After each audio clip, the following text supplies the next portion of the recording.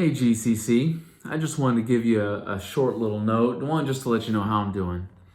I'm doing good, one day at a time. I'm actually been back in the office a little bit this week, and I'm taking it slow. I haven't been working full days. There's a couple of bigger projects that I'm working on that I've talked with the elders about. And Sam is going to be taking the brunt of the preaching over the next season. Maybe you're sitting there and you're like, man, I didn't know anything was happening. Well, on August the 10th, I was in the kitchen and it felt like somebody came up behind me and hit me with a baseball bat. It was about 8 o'clock and it was sudden, and it was the worst headache I had ever had in my life. I thought it was a migraine, so I went back into the bedroom and just laid down. And at one point, I was on the floor of the bedroom with my face on the vent, the air conditioning vent, letting that cold air hit me, and that was the only reprieve I found. And after about 2.5 hours, Anisha said, dude, we are going to the emergency room. And I'm glad she did, because when we got there, they gave me some medicine to kind of help alleviate the pain. But we found out that it was a brain bleed. It was a slight bleed, and I think it was, as soon as it started, it must have stopped, but it was enough to send me to the floor almost.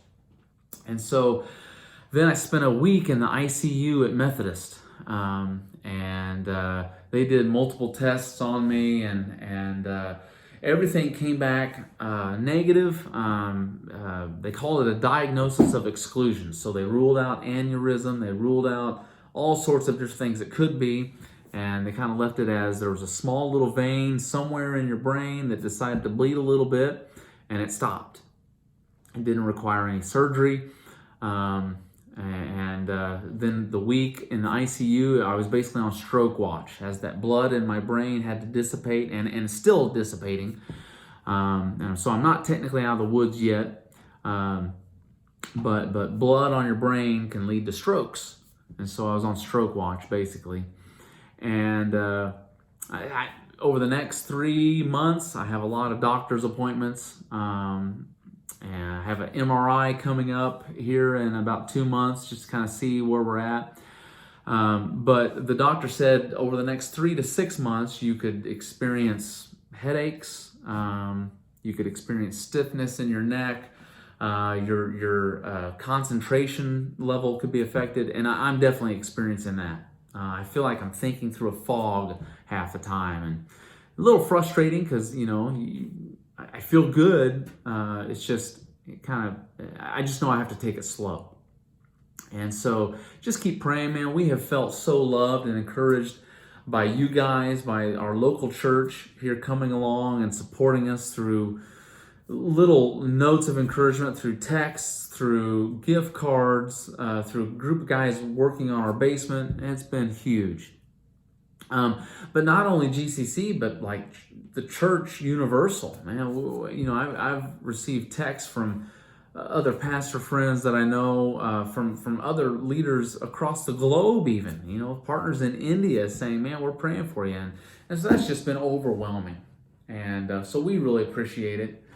And, through this whole process, it made me just realize how fleeting life is. Made me think of Psalm 39.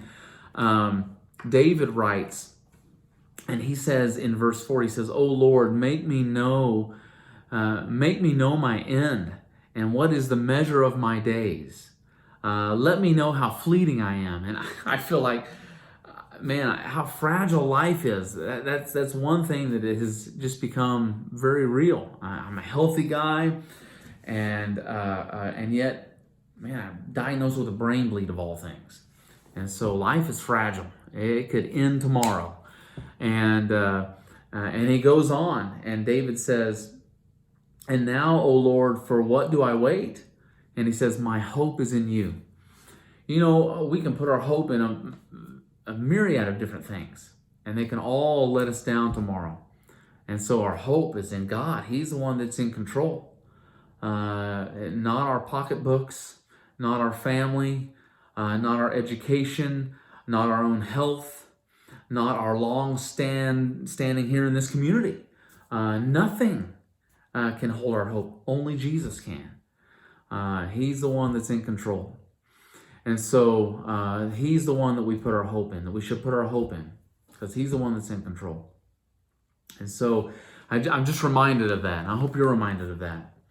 I want to let you know one more thing before I go, and that is before all this happened, we were raising money for India, given what's going on there with the Delta variant. Do you know that we sent them $4,000? I think $3,000 out of the generosity buckets that you guys have given, and then the missions team I think gave an additional $1,000. So we sent them $4,000, and we've already received a thank you letter in response, and they're just really grateful of all that's going on.